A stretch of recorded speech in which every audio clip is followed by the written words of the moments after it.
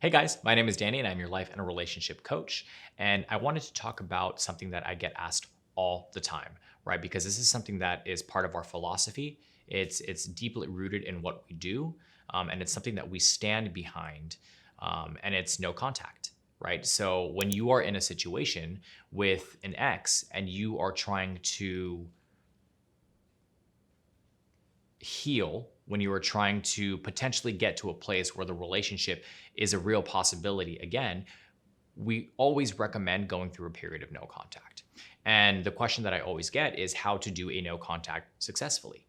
Um, and I understand it can be incredibly difficult, right? So, depending on the longevity of your relationship, was it a short term relationship, a long term relationship? It's going to vary. But that also doesn't change a person's emotions or the way that they feel because everybody is different, right? Everybody's an individual. So you may have been in a short-term relationship, but you fell for this person super hard. So your feelings may be just as equal to somebody who was in a long-term relationship and had a lot of issues in regards to, arguments and communication problems and intimacy issues. So, feelings are relative. Um, I don't want to dismiss the fact that, just because a relationship is shorter doesn't mean that it doesn't hurt as bad. So, how do you successfully do a no contact? Well, the first thing is understanding that it's going to suck. There is no other way of saying it. There's no kind of antidote that I can give you. There's no secret, sauce. It's going to suck. And mentally preparing yourself and emotionally preparing yourself for that, because you get used to your partner, right? You get into a routine. There's a habit. You're used to having that person around you and having to go into a no contact. And for some people, you speak every single day, right? So when you were in the relationship, you would talk every day, multiple times a day, text messages, trading pictures, like whatever it is that you were doing. And now all of that just stops. And I think people go into it with an unrealistic notion that it's going to be a piece of cake or like they'll get through it pretty quickly. It's hard. And I empathize with you because I know how difficult it can be. In the world of breakups, 1 week feels like 1 month. So telling somebody that 30 days is necessary can literally just be like another dagger through the heart. But understand that it is incredibly beneficial and it is something that will actually have a positive result in the end. You just have to commit to it. But again, I want to reiterate, like, it's not something that's going to be easy. And I want to be real with you because as a coach, it's my responsibility to be completely transparent and authentic with you. It is going to suck. So mentally prepare yourself for that.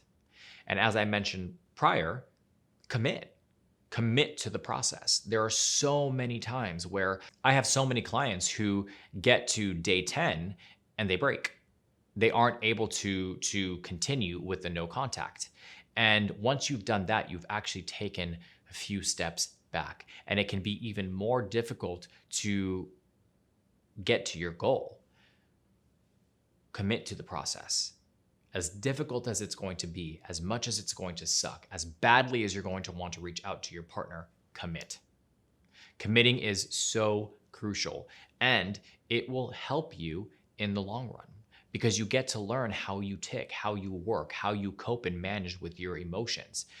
You'll start to understand maybe there were some attachment issues here, right? Maybe you were showing a little bit of clingy behavior and it's coming out in the fact that you're so desperate to speak to your partner, to your ex. So there are also realizations that come when you're in a no contact situation.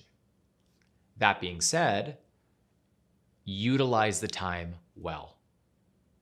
Invest in yourself. And this is usually the period of time that I like to call the 3 R's. And the 3 R's are basically you reevaluate, you reinvest, and you reinvent. So you reevaluate your situation. You try to really dive in and ask yourself the tough questions. What was at the root of the breakdown of the relationship? What really caused it? Was it something that I was not doing that my partner had communicated that they needed? Was my partner not fulfilling my needs? Why did I not feel fulfilled in the relationship? How long have we been having issues? Did we communicate? How good are we with conflict resolution? Asking all of these questions is so important in order for you to really understand. That way you can begin to repair. The other part of that is the reinvestment phase. So you reinvest in yourself. You spend time with yourself. Start doing the things that make you happy so that you can refill your tank, right? You can't make somebody happy if you're not happy yourself. And one of the primary parts about the reinvestment phase is really becoming self-aware and conscious of how you process emotion. And if you lost a part of yourself in that relationship, maybe there's an identity crisis that's going on. And I say this to my clients all the time. People only know you as well as you know yourself. So starting to really understand yourself is crucial. It's a big piece of being able to really kind of repair or get into a second relationship with your ex, but one that's more healthy, one that's sustainable, and one that's maintainable. And the last part of that is just reinvent, right? So after you've worked on yourself, after you've reevaluated the issues within the relationship, you create a 2.0 version of yourself. So it's still you, but it's the new and improved you. It's the things that you've learned that you are now practically applying in your life. And all of those things re-attract your partner to you. So utilize your time well. So often in my one-on-one coaching sessions, when I'm talking people through a no contact phase, they're just sitting there waiting for the no contact to end so they can reach back out to their partner. That's not the purpose of a no contact. So if you are just sitting there waiting for counting down the days so that you can text your ex, you're not utilizing your time well. And it's most likely that it will not end well because you are not emotionally prepared to be able to handle a conversation with your ex at that point. The other question that we get a lot is, when is it time to end the no contact, right? So I usually recommend 30 days to begin, but it's fluid. It depends on each individual and it depends on what you are comfortable with. For some people, they feel that they need to go into a no contact for a couple of months, for 3 months, maybe for a few weeks, but the minimum should always be 30 days. And at that point, you reevaluate. You see where you're at. And then the question becomes, when should I reach out to my ex? When is a good time to do it? And I always recommend to people is when you feel emotionally stable enough, when you are no longer hurting like you were hurting before, and you envision yourself having a conversation with your ex and not being triggered, not getting emotional, being able to maintain yourself in this place of emotional neutrality and understanding that it's possible that you may not be able to get back with your ex and being okay with that. Once you have gotten to that place mentally, you're ready. If you guys liked this video, please make sure you hit the like and subscribe button down below. I love having open dialogue with people. So if this is something that you connected to, maybe you feel like I may have missed something, or maybe you're currently going through a no contact, I would love to hear from you and know what your experience has been like, what's working for you, what's not working for you. Leave those comments down below. I love to read all of them.